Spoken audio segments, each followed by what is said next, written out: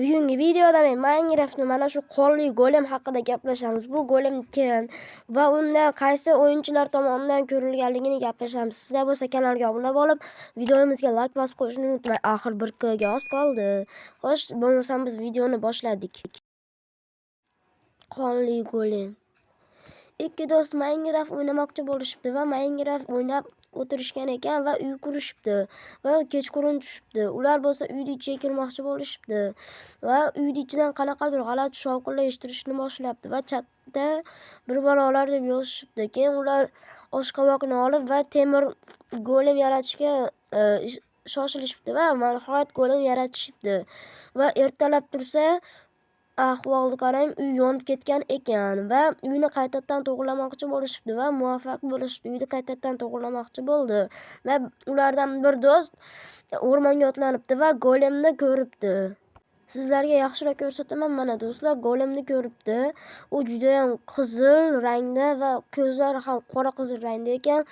Golem o'yinchiga Endermenga o'xshab qarab turgan ekan va kreativga o'tganda yo'g'ib qopti va chatda sen o'lasan debdi. Keyin o'yinchi nima deb ketayotganda u golem orqasidan quvlabdi va o'yinchiga bor narsani aytib ketibdi. Ana u yerda qandaydir qizil golemni arvoh golem turgan ekan, yordam ber.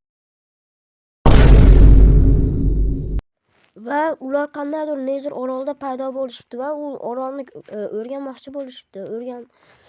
Va chatda bir balolar yozishibdi. Yozgandan keyin suv tagiga kirishibdi. Suv tagidan ruvda kalaymiz desa, u yerda na daraxt, na ruvda yotgan ekan, faqat nezarak turgan ekan. Nezarak bloklari, nezarak toshlar shunga o'xshagan. Va ular yana bir marta golemni ko'ribdi. Mana do'stlar, sizlarga yaqinroq ko'rsataman. Mana do'stlar, ko'rib oldingiz. Endi bo'lsa ularni quvlab ketibdi.